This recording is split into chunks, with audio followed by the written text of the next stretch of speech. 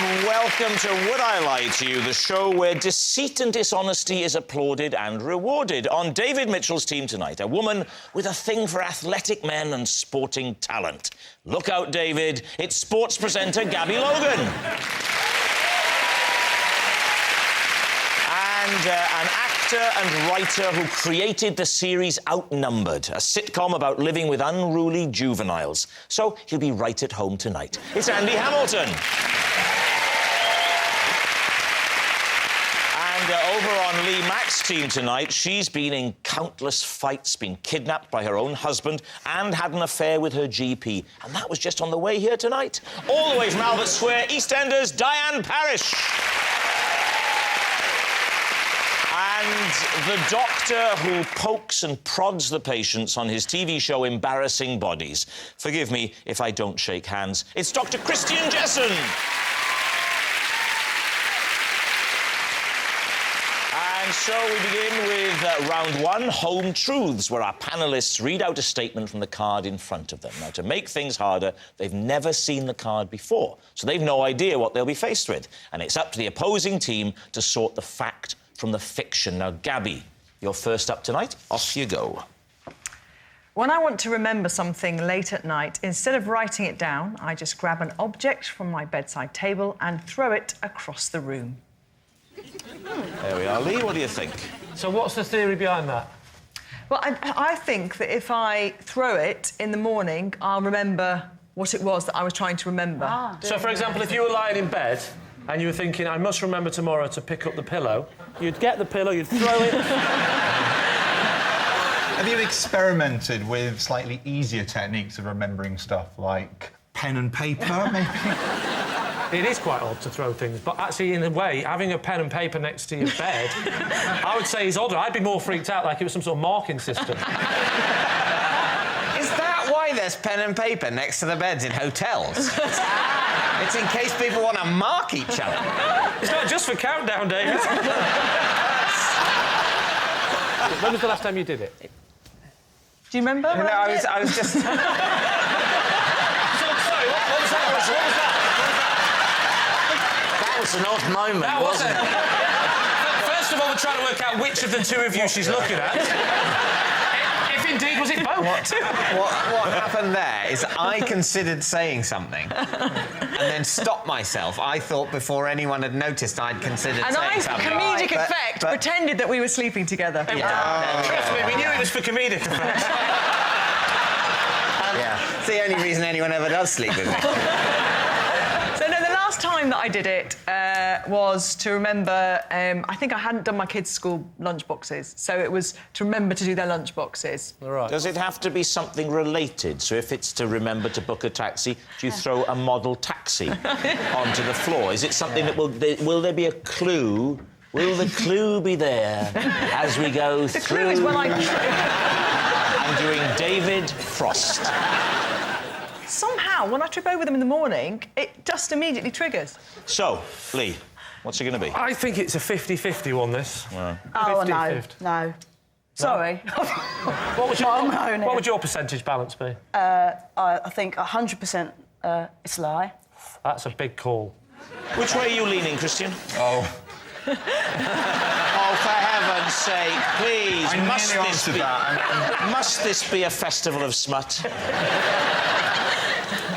I suspect it's probably true. I think I'm going to lean more towards Christian and say that is true. You're saying true. OK, Gabby, were you telling the truth or were you telling a lie? I was telling the truth.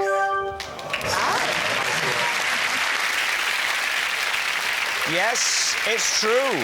Whenever Gabby wants to remember something late at night, she grabs an object from her bedside table and she throws it across the room. Andy, you're next. I used to write and hand in homework for an imaginary classmate. So, you used to do homework for an imaginary classmate and hand it in to the teacher? Yeah. For a pupil that he didn't have because they were imaginary?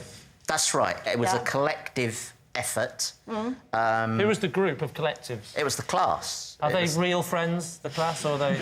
Yeah, with names and everything. Real Did he have a people. name? What was his name? He must have had a name, but I can't remember what the name was. One of our class was quite enterprising. This teacher was new. He was a French teacher. He came in and he read the register, and one kid went, "Oh, sir, you've missed out," I don't know, call him Fisher for narrative purposes. Yeah. And so this guy wrote in an additional name in his register. And then you kept the pretence of this boy up by doing his homework for him and handing it in? Yeah.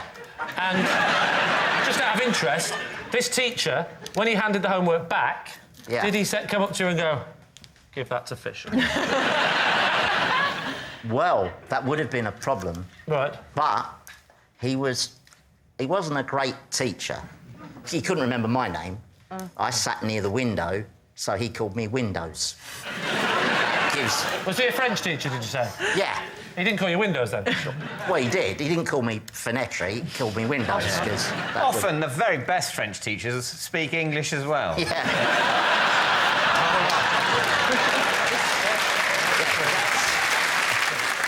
Who sit his exams for him, though? You couldn't sit his exam papers. He was off sick quite a lot. Oh, right. So at which point did you own up and say, "Look, sir, Fisher..." We've killed Fisher. He was doing too well. So envious.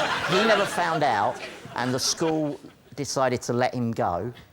And then the deputy headmaster, as I recall, came in and ticked us off and said that he wasn't prepared to tolerate fictional children at his school. I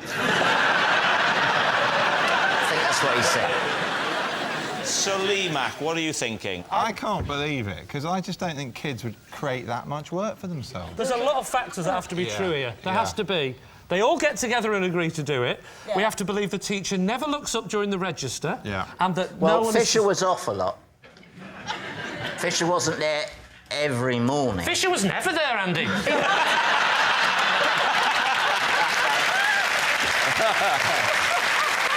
Andy, can I ask, what's Fisher doing now? The awful thing is, for a moment there, I tried to think. I actually... Time to take a guess, Lee. What are you going to say? Oh, well, trust me, this won't be a guess. This is not true.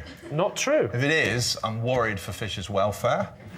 No, Fisher doesn't exist. I don't think I'm going to sleep tonight thinking about Fisher. There is no Fisher. Come on, Lee, what's it going to be? Truth or lie?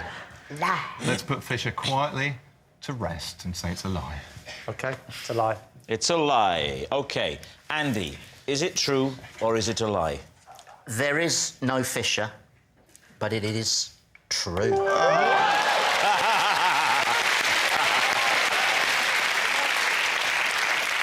So what happened to Fisher, then? Yes, it's true. Andy did write and hand in homework for an imaginary classmate. Now, remember, it's funny to have imaginary friends at school, but when you start signing on for them, it's fraud. Diane, you're next. When I travel by tube, I like to see how many strangers I can make yawn by yawning myself. My record is 9 in one carriage. David's team. Well, let's see how good you are at faking a yawn. Oh, that's good. Although I have been speaking, so it's not a test. Gabby's gone. Gabby's gone. I will. Yeah. I'm feeling a bit... I yawned earlier when you were talking about it earlier. That's good, you know, David. Brilliant. This would be great for the trail. Coming up on BBC One. Yeah. Your record was, what was it? 9. 9, and how long a tube journey was that? I think I started at Cockfosters, and I think I'd ended up at Piccadilly Circus. I remember where I was going, actually. You started at Cockfosters. That's the end of the line, isn't it? Yeah, that's right, the end of the line. Do you live at Cockfosters? I live thereabouts. The reason I'm inquiring about Cockfosters is that obviously it's a well-known station name. Yes. Because all of the Piccadilly line trains going in one direction are going to Cockfosters. And I think Going therefore... from Cockfosters is... Or is going from... Obviously, I'm aware that you have to... The same number of trains have to come from there as go to there, otherwise they'll end up stockpiling. I'm not denying that many trains emanate from Cockfosters. What I'm thinking, though, is that you were thinking, oh, what tube journey could this have been? And the name Cockfosters came into your head because you've seen it so many times on the display in the station. And that's making me think that you're lying. When I say to people about that end of the line, people just... It's like it's Brigadoon. It's not... It's there. Yeah. People live there. There are lovely houses. No. Cockfosters is a fictional place. Like Narnia. That's where Fisher lives. When you yawn, Diane, do you, in order to draw attention to the fact that you're yawning and spread your yawn, more effectively, do you make any noise? Do you just do a... Yawning isn't the noisiest of... Oh, you can do it noisy. I do it. See, I do it to let...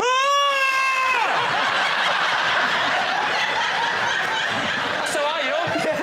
My wife loves it. For the great... That's all. Yawn like... That's all yawn. That's not more! I often say when I yawn. Kill me now! I say when I'm tired. Diane, one thing that troubles me about this is that you are, because of EastEnders, a very recognisable face. Yeah. I would have thought you'd be wanting to... We yawn. Not draw... Well, I'm not saying nobody in EastEnders yawns. Certainly the viewers, for one.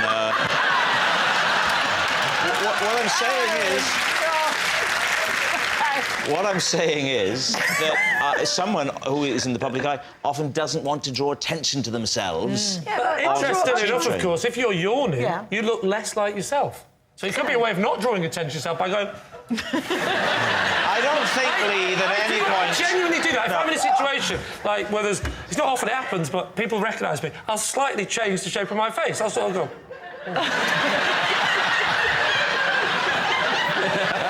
You Lee Mack, I'll go. My name's Fisher. I live in Cockfosters. So what are you going to say, David? It could be true. My instinct is that it's not. I know. I think she was so genuinely enthusiastic when she told it. And if she's only just seen that and it's a lie, then I'm not sure she'd have quite that enthusiasm. But she is an actress. Yeah. In EastEnders... How very I'm going, yes. You think it's... So your instinct is it's true, and your instinct is it isn't? Yes. Yeah. Well, I think it's not true. That's my instinct. Okay, so I'm 2 to 1. So we're going to say we think it's a lie. Diane, truth or lie? It's a lie. Oh, well. Yes, it's a lie. Diane does not see how many strangers she can make yawn when she travels by tube. Our next round is called This Is My, where we bring on a mystery guest who has a close connection to one of our panellists. Now, this week, each of Lee's team will claim it's them that has the genuine connection to the guest, and it's up to David's team to spot who's telling the truth. So please welcome this week's special guest, Kevin.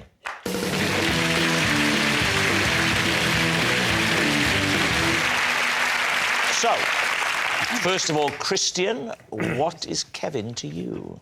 Well, this is Kevin, and he's the surgeon who performed the operation after I swallowed one of the pieces from the board game Operation. Diane, could you explain how you know Kevin? This was Kevin, but he is such a big EastEnders fan that last year he changed his name by deed poll to Albert Square. So, finally, Lee, your relationship with Kevin. This is Kevin. He has worked as my bum double. There we are. So, Christian's toy surgeon, Diane's real-life Albert Square, or Lee's cheeky friend. David's team, where do you want to start? Well, yeah, what a barrage of plausibility. Christian, what piece from Operation was inside you? It was the wishbone. How old were you when you swallowed the wishbone? About 23.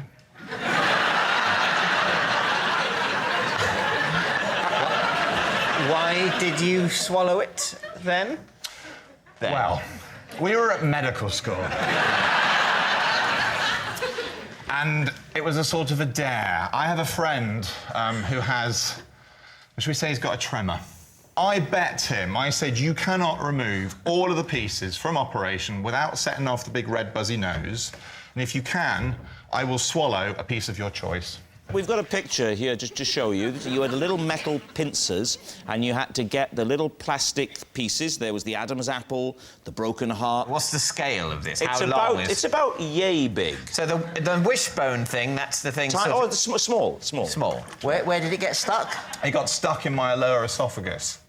And the next day, I had a sharp pain and I coughed and a little bit of blood sort of puked up a little bit.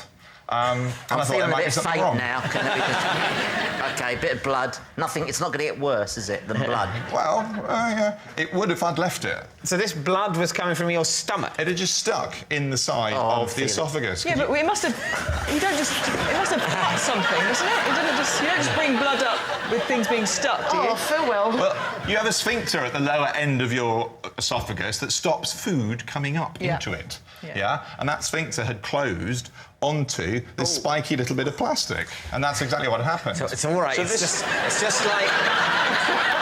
like a shoe getting caught in a door. And what sort of procedure was it to have it removed? Do they have to hack you open, pull the flesh back off, take a big hand, a big claw, blood is coming out like that, spurting over the face of the surgeon. There's blood everywhere. They're reaching and pulling out organs and intestines, and then a little creature comes looks right, and then they get the little piece. Or was it keyhole? Was it just a small camera with a little grabber on the end that went down there and grabbed it and pulled it out? OK, so do you want to move on to another suspect? Yes. Diane.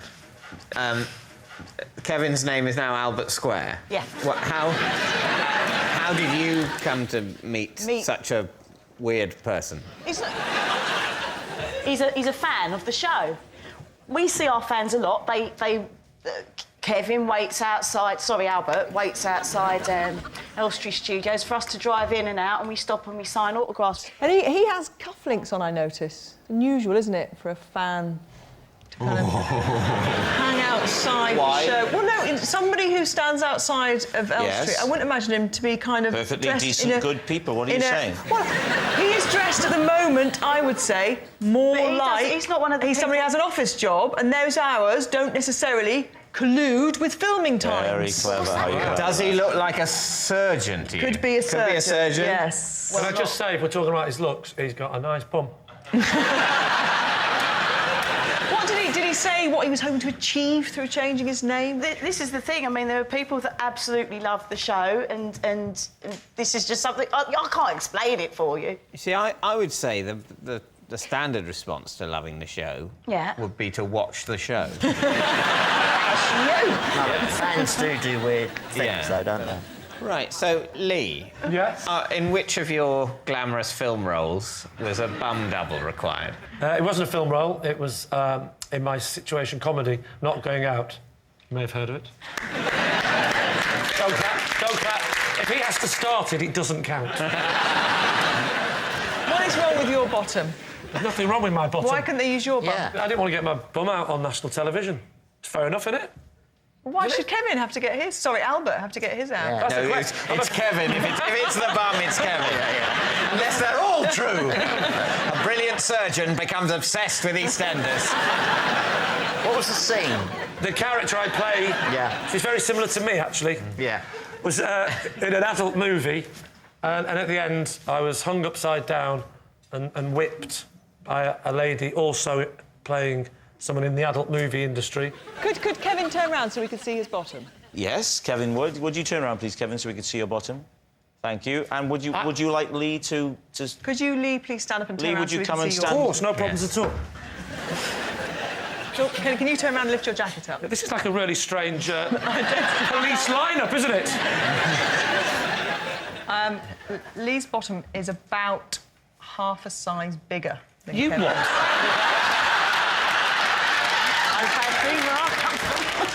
Has this episode gone out, Lee? Or is I it don't know, but if the question that you asked about us getting up doesn't get in, they'll just think I'm having a wee break. You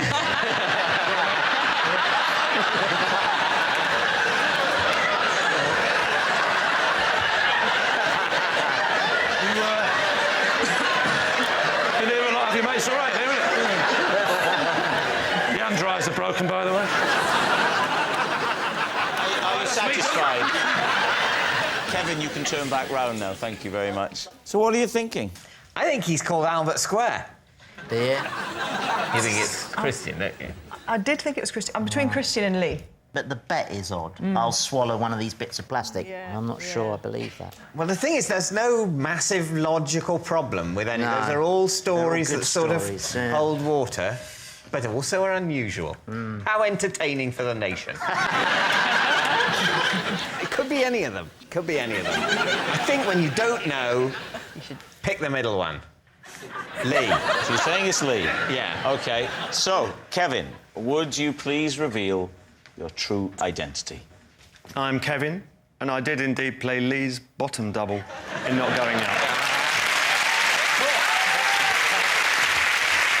Yes, Kevin was Lee's bum double, and, excitingly, we've got a picture. Look at that. That is... You didn't mention the donkey. Thank you very much, Kevin. Thanks a lot. Which brings us to our final round, quickfire lies. We start with... Lee. I shaved off a beard I had been growing for weeks because I didn't want David to think I was copying him.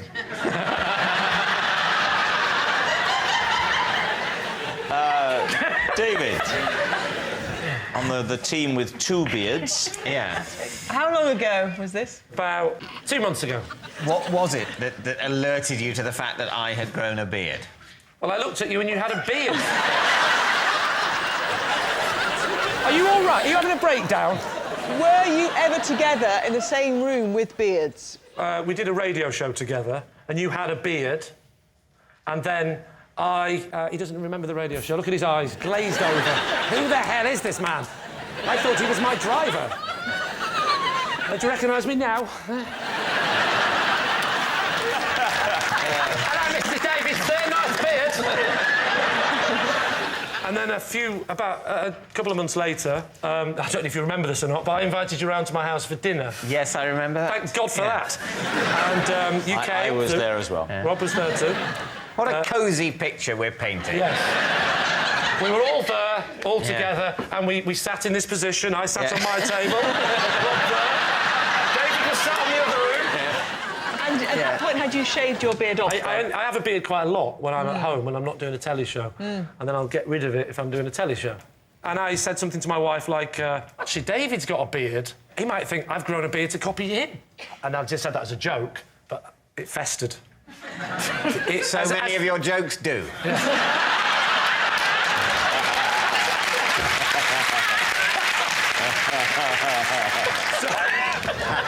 So I thought, I'll give him a bit of a chance. I'll shave the beard off so he doesn't think, and there's no unsaid tension. So you shaved it off there and then? I shaved it off about 10 minutes before you came round. So what are you going to say, David? Truth or lie? It's a very caring portrait of himself. Yeah, it is. You might have thought about that before you came on, Andy, actually. It seems that Lee's very worried about your feelings. I mean, it's very touching. I wouldn't go that far. OK, David. I think we think it's true. Yeah. All right. Lee, truth or lie? It is, in fact, true.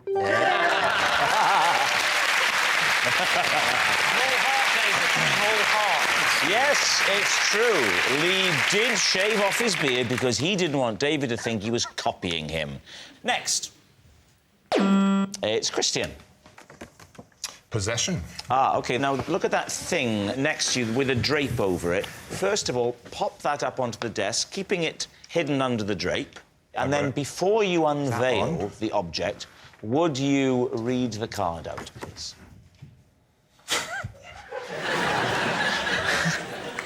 This is my monkey, Elsie, She watches over me while I sleep.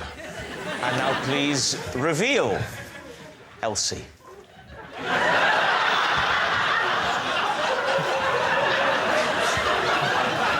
Oh, I'm so sorry, David. She could have shaved.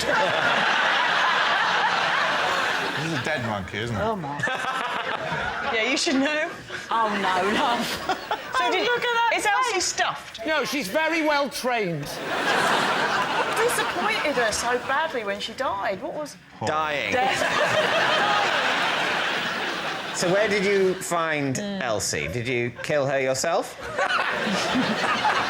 I was flicking through a magazine of interiors, and in the magazine was an advert for a shop that sells fireplaces. And monkeys. And on the fireplace was an arrangement of objets, including the monkey. So I phoned up the place that sold fireplaces and said, "Oi, give us your monkey." And they did. What's the story with the tiara? But just out of interest, completely separate subject. Does anyone think that Camilla will ever become queen? What do you think? I just thought I'd throw it open, just have a discussion. What do you think? I didn't mean the monkey with the crown. Wait, and that's genuinely a stuffed monkey. Can we have a look at it? Shall we go? Yeah, we're allowed to... That is genuinely a stuffed monkey, yeah. Are we allowed to inspect it? Yeah, you can inspect his monkey if you want to. Why don't we bring the monkey to you? Yeah, look, what are you doing, all three of you? You look like an act you'd have had in the Royal Variety Show in the 1970s. Happy enough to stretch my legs at this point. I'll bring it to you. All right. Come on. I'm just wandering around. Come on, I'll bring it to you. It's chaos. Join me, come on, join me.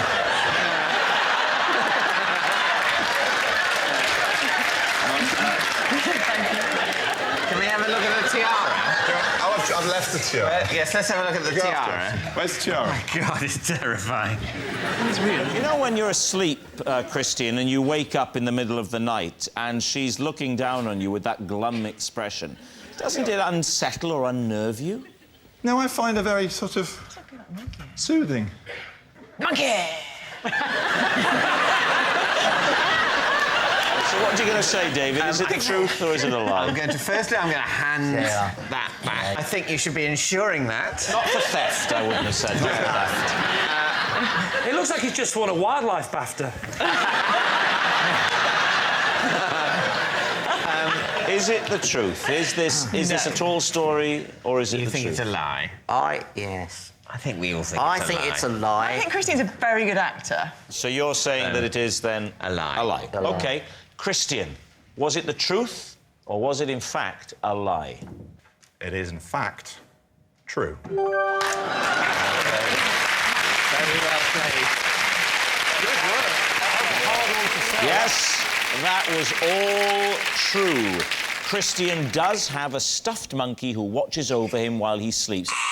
And that noise signals time is up. It's the end of the show, and I can reveal that David's team have won by 4 points to 2. But it's not just a team game, and my individual liar of the week this week is Andy Hamilton. Yes, Andy Hamilton, a man whose stories are as fake as the smile on his face after 4 months of filming with those kids on Outnumbered. Good night.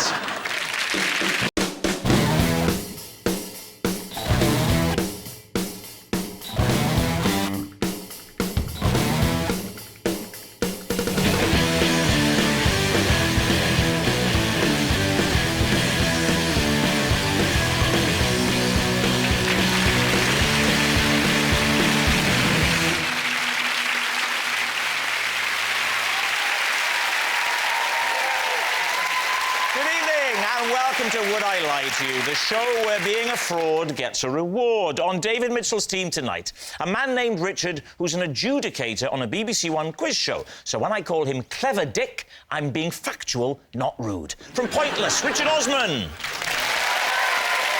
And a comedian and actor whose distinctive looks can only be described as when Goliath ate Rick Mayall. It's Greg Davis.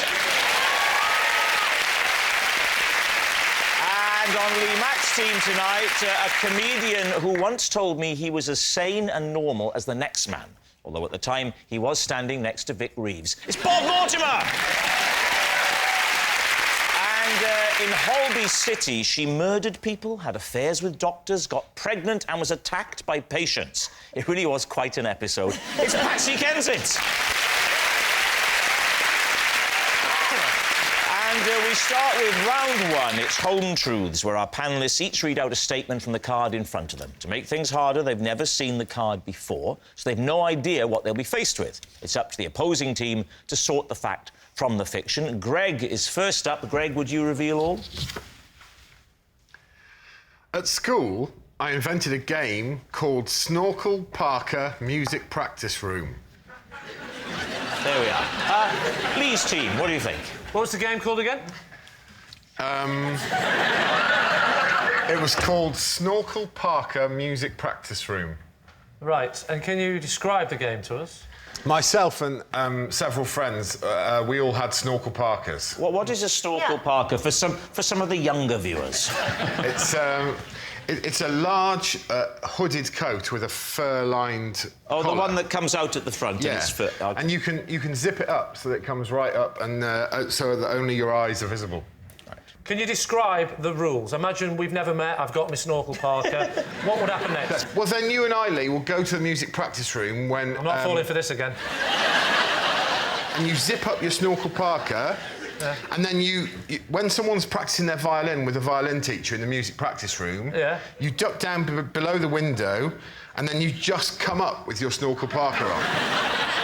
So just imagine you're a historical reenactment society. You've got your members there. I suppose How would you... I'd have to fully demonstrate it by using my making an ad hoc Feel free to Snorkel ask Parker. Richard and David to help you out on this. Will you help me out with this? Well, I mean, you see, this is one of the moments where I don't like having to. All right. Want to do it? Yeah, all right.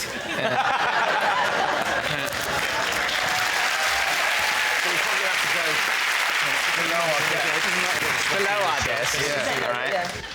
So if you imagine that this was the music practice room and there was someone in there having a lunchtime violin lesson, you would wait until they were in mid-tutorial and Right, I'm picturing it, yeah. and then together, after three. Okay.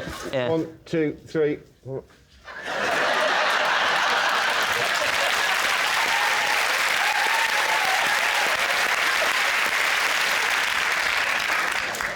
That's it, really. Was the secret to the game the fact that they never knew who you were? They wouldn't know you were because it's only your eyes showing. And he'd tell you to go away, so you would all duck down away, and then you'd leave it for a minute. And then come back and then up you'd just come back up again, What age were you? Maybe... Please tell me you weren't one of the teachers. No, maybe 13, 14. Right the way through to when you left? Right through till sixth form, yeah. You never got told to stop this, or you got... Yeah, well, they would bang on the window and be really furious with us. For 5 years, they were banging on the window. They never once thought to come out and say, lads, it's getting really boring. But you see... I know you are, Greg, because you're 8'6". But just out of interest, by show of hands, who would like to play Snorkel Parker Music Practice Room? I'm quite keen on the game. I've already played it. I didn't really enjoy it. It sounds ridiculous. I mean, the last time... It does sound utterly ridiculous, Greg.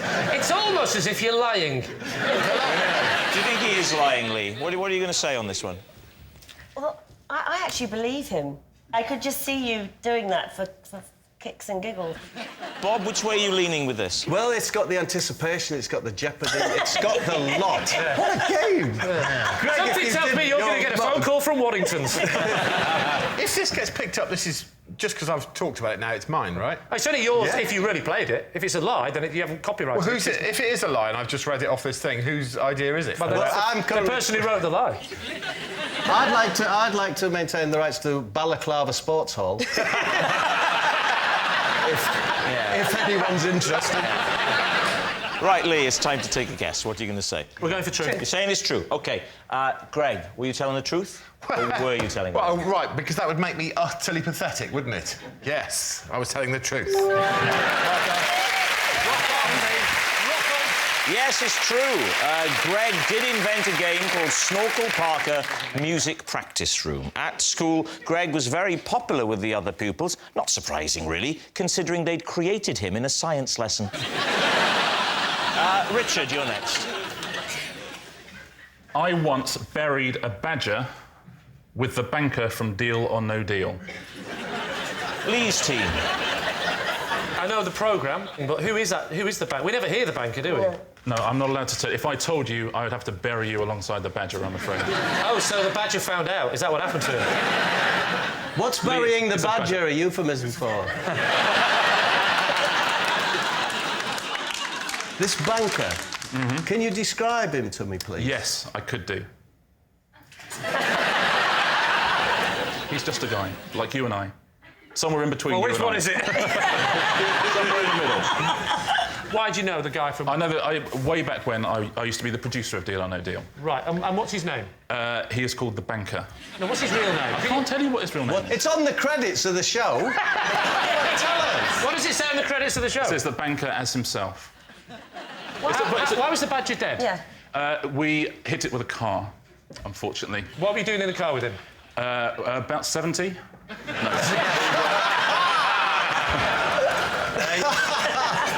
We were on holiday together. Where were you on holiday? Badger Country, Cornwall. Was Edmund there? Sorry, I'm not part of this, am I? Sorry. It's a good question, though, Greg. Was Noel there? No, it was a holiday.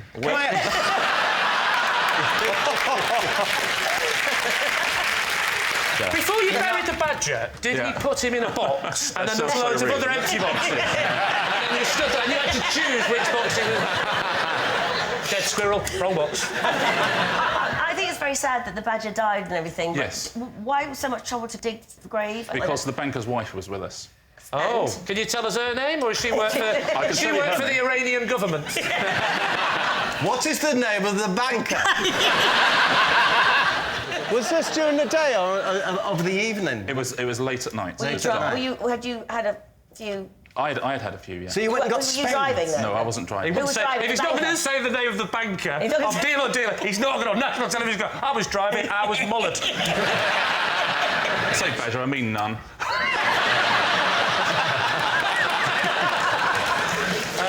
And then what? The banker's wife then says we should bury it. The banker's wife. It sounded like Cluedo, this. Go on. To which the obvious answer is we're not going to bury it. It's 2 in the morning. Right. It's really cold and it's dark. What's happened then?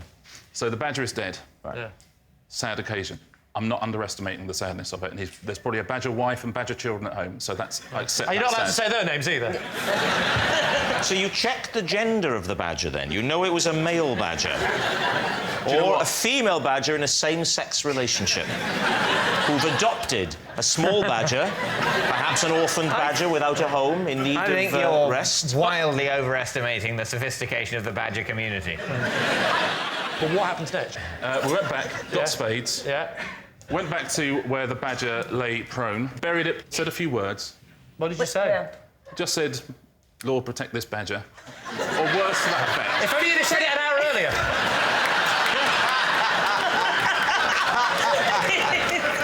So go on, Lord, protect this badger. I think I said a few words about the family of the badger and gave some words Tell us apology. the word. I want the words.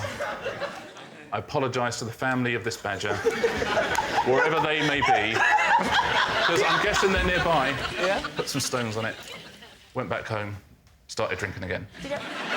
So, Lee, what's it going to be? Yeah. Truth or lie? Oh, I think it's true, Lee. Bob thinks it's true. You think it's true? I think it's maybe true. Patsy?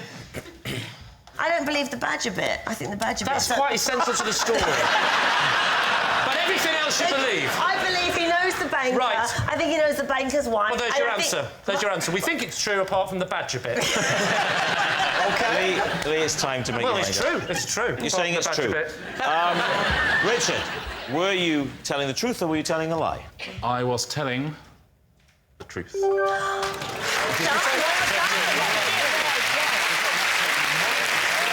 Yes, it's true. Richard did bury a badger with the banker from Deal or No Deal. Patsy, you're up next. When I was younger, I was regularly paid to babysit Marvin, my neighbour's pet dog, who had died and been stuffed. David's team. Right. So that you were babysitting the dog only post-mortem? Yes, after he died. What did your duties involve? Well, they were elderly people. They'd leave out, like, food and water. And what I used to do, because I felt so sorry for them, was I would sort of pour a bit of the water away and, like, half the food and stick it in, you know, the rubbish under some kitchen or... No, so they come back to, you see? Yeah, he's alive. He is alive. They thought the dog was alive, did they? Well, no, they can't have, but they behaved... I mean, it was a very unusual family. And she had pictures, framed pictures of him when he was alive and when he was stuffed. How do you know the difference? Well, the photographs? Because it wasn't a good stuffing. I suppose the stuffed one, he always looks exactly the same wherever he was. Yeah, his expression didn't change much. What sort of dog had Marvin been before? Yorkshire Terrier. Right. And we had a Yorkshire Terrier called Pepper, who was alive, I'd like to say. That was rubbing their nose in it, wasn't it? Stuffed peppers. But our dog...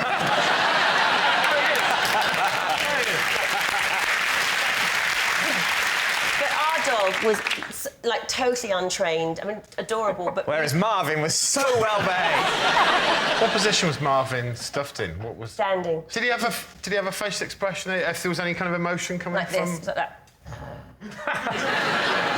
So, like he was angry, like he died in a battle. Maybe he was stuffed to death. Yeah. What a way to go. If I had a stuffed dog that was stood up, I'd put one of its legs in a bucket, then I'd always know where that bucket was. What do you think, David? Which way are you leaning on this? What do you think, Richard? Sounds quite convincing. You're convinced? Well, I think it's impressively told if it's a lie.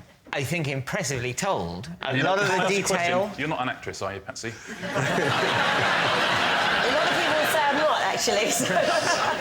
Well, I think it's a lie. My instinct is it's the truth. We're going to say it's true. You're saying it's true. OK. Oh, no. Patsy Kensit, were you telling us the truth or were you telling us a lie?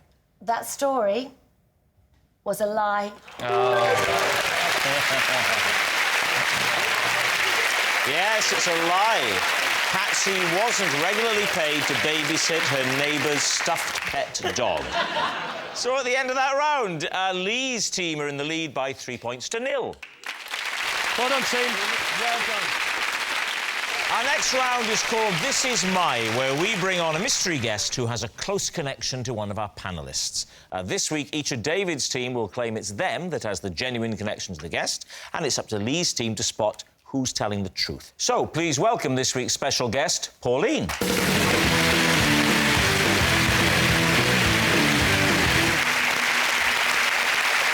So, Richard, what is Pauline to you? This is Pauline. Last year we met at a Snoop Dogg gig and we bonded because we were the two oldest fans in the room. David, how do you know Pauline?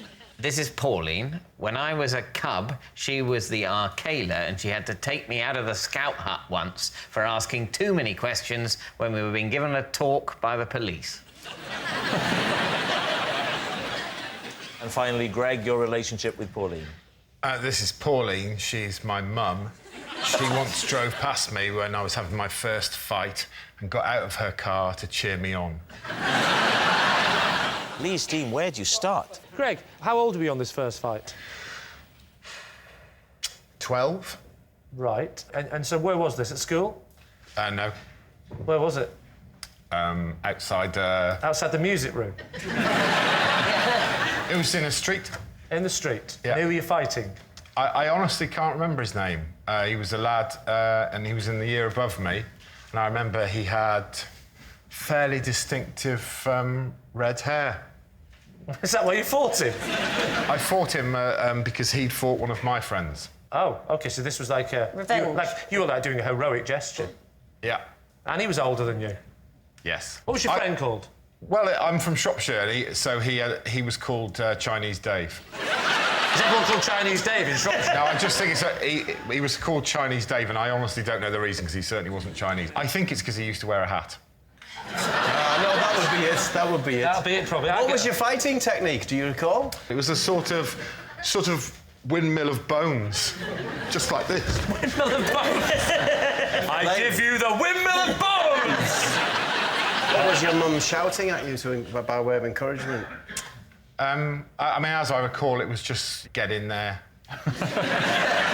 Do him, yeah. Get in there, son, is what I... And was she there the first time you had sex? This was in the street. Your mum was driving. Yeah. Past you, saw you. She knew about the attack on Chinese... Dave, yeah. Who wears a hat. So I presume she saw what was going on and thought, oh, it's good that my son is avenging Chinese Dave's... So, did she get out of the car or just do it from the window? Was it a drive-by? She got out.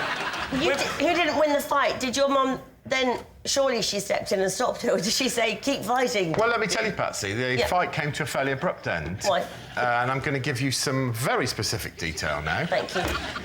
Because I was chewing polos during the fight. Please, no, you're not going to try and convince us that they came out and your mum thought it was teeth. Hear me out. I got caught in their mouth, and literally I spat polos everywhere. And my mum went, oh no, it's teeth, it's teeth! What's your mum called? Pauline. Has she got a nickname, like Heckling Pauline or anything? No, although I would tell you, she has an impressive history, because she was in a play fight with my dad once, and he locked himself in a toilet, and to get to him in the play fight, my mum punched a hole through a door. So there's obviously a violent streak in this one. It is true, though. It's definitely true. That is my mum. Who's next? Who are you going to do next? OK, so we'll go with David, shall we? David, just let me recap. Am I right in saying that there was a talk by the police at the Cubs? Yeah. And you asked one too many questions to the policeman? Yes, I was full of questions. What kind of questions were you asking? Well, I was asking about various, issues involved in fighting crime. How old were you? I think I was about 8. Right. What kind of crime-fighting questions were you asking? Well, there was a problem, I felt.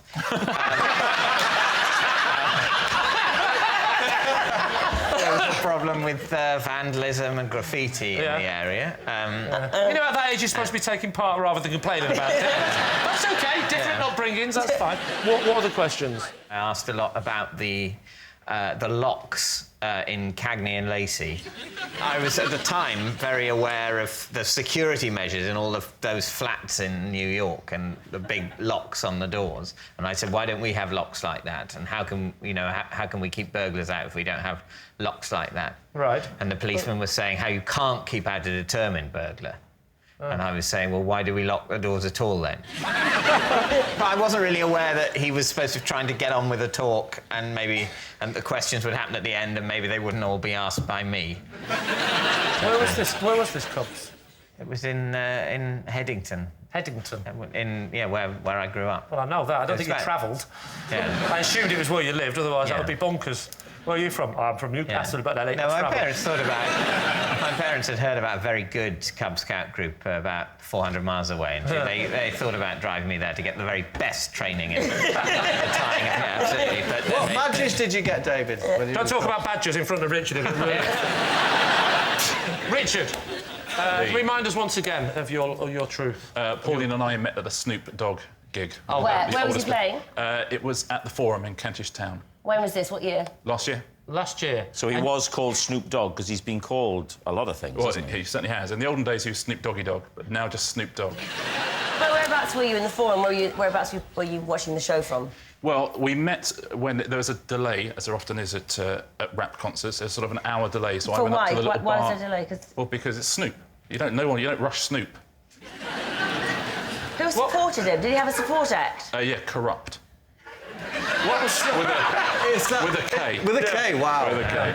I'd have left after then. What was his hair like, Snoop's? How was he wearing his hair? He was wearing his hair, he had sort of cornrows, essentially. He knows all the words, doesn't he? Yeah. He's definitely read up on this. Yeah. So you guys, your eyes met across the...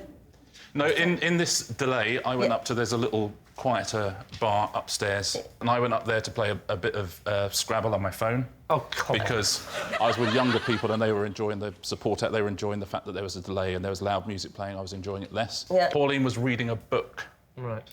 So I thought, OK, she's quite bored as well of this thing. So, anyway, I'm playing my thing. She said, oh, what are you doing? Yeah. And I said, I'm playing Scrabble on my phone. She said, I didn't know you could play Scrabble on a phone. Right. So I showed her, and then we started playing Scrabble on a phone, have done ever since. And then... Ever since? Well, you're going out with each other now? You know what, Lee? Early days. Early days. Have you actually met up with Maureen since? Pauline. You're not going to be able to dissect us with those blunt little... So, Lee, where is this leading you? What are you thinking, Lee? Patsy, do we believe any of these people? Because they're all sounding chronically untrue. The Chronic, of course, was one of the first albums Snoop was on. Dr. Why Dre's did The you... Chronic.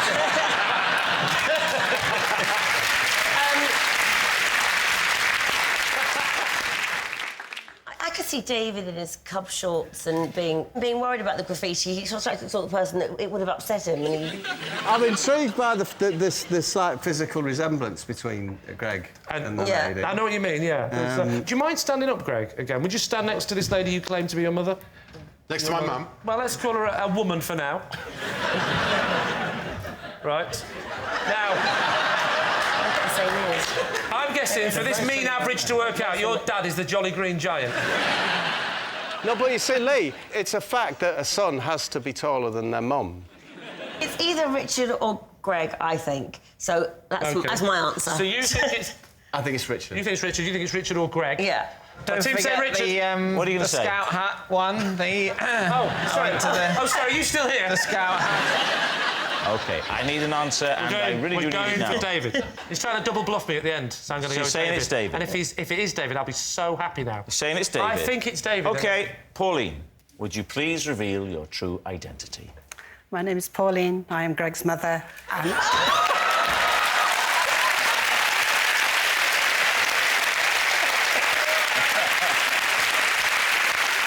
Yes, Pauline is Greg's mum, and she did cheer him on when he had his first ever fight. It must have been awful to see him fighting. Wonderful. Wonderful. Thank you very much, Pauline. You're welcome. So at the end of that round, Lee's team are in the lead by 3 points to 1. Which brings us to our final round, Quickfire Live. And we start with... Bob. I can break an apple in half with my bare hands. David's team. What is your technique? I take it in the hands. Yes. Are your hands bare at this point? Of course they're bare. Yes. Friction's very much part of this this equation. You must pull it, I'm going to say east to west. A lot of people think you need to twist. You don't need to twist. You don't need to twist. Really? You just don't need to pull apart. Pull it apart. How do you get the Pull the grip? apple apart? Won't your hands just slide away from it? I'd have thought you'd need to twist. If you twist, you fail. Twisting equals tears. So you just grip the apple in your hands and then fling them apart, and you have 2 half apples. No, I rip it apart. Yeah. The way you were miming it then, there's like downward pressure from the thumbs, almost as if you're trying to open it like a book. Yeah. Is that what it's like? Because I can believe that more than the just grip, bang! Yes. No, David, that's fair enough. Yes. So you're almost like you insert. Oh, but I so wish it was bang. It's not. No, you're inserting the thumbs to try and pull it apart that way. No insertion. All right. No, but that's downward the grip. pressure. Downward pressure. And there it is. Yeah. So where are the thumbs? Are the thumbs either side of the stalk? You know where the thumbs are, David. Where are the thumbs either side of the stalk? Yes. No insertion or penetration? No, absolutely not. No, the thumbs are used for gripping, not for ripping. That's what I was taught. And if you remember that... The system comes with a catchphrase. If you can remember that, you too will be parting apples. How long have you done this for? I have done it for a long time. What I used to do to entertain was I used to take hard-boiled eggs, peel them, I can still do it, and I could take the shell off in one. And you actually peel the membrane rather than trying to... Don't be all rough-handed and don't, you know, take your time. Off it comes bang. And when did you... That's the correct way to present. With an apple, it's this. When did you... When did you first discover that you could do the apple? How did it come about? How did it come to be? I can't remember the first time I did it. I can remember the feeling. But I can't remember the first time I did it. What was the feeling? The feeling was magnificent. Right, David, is that the truth? I don't think so, but it could be. Can we leave it at that? Yeah, that's fine. OK, on to the next round. No, we can't. I agree with that. I'd love to see him I hope it's true, because then they'll make him do it. Yeah. And I'd love to see it. Yeah. If it's not true, Make will him they do make it him anyway. try? So what's it going to be? Oh, I really want it to be true, but it isn't true, I don't think. You can't pull an apple apart, can you? You can't just rip it in half. I so want you to be able to. If you and I can't, sure. And I can't. I've never tried. Have you ever tried? If I had an apple here, and I could have a few But I think goes. if those two can't do it, David, with the disrespect, it's highly unlikely you're going to pull it off. Tremendously, frighteningly strong hands, as I found out to my own cost.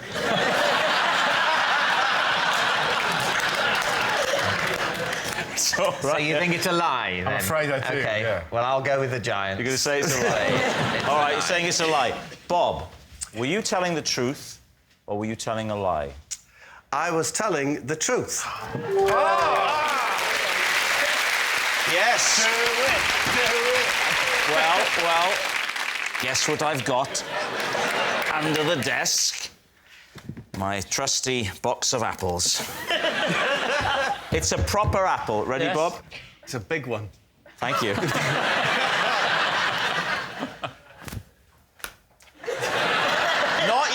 Not you, him. Does your husband play cricket?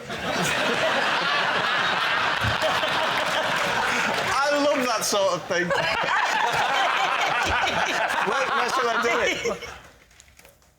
I really hope he can't do it. Yeah! Whoa!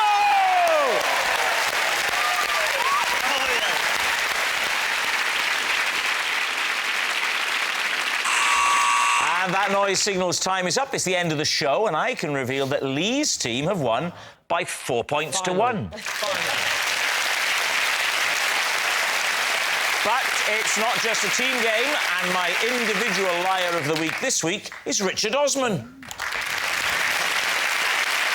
Yes, Richard Osman. He's nothing but a liar, which means that the thousands of people who lost on Pointless, thanks to his adjudication skills, can now seek compensation. Good night.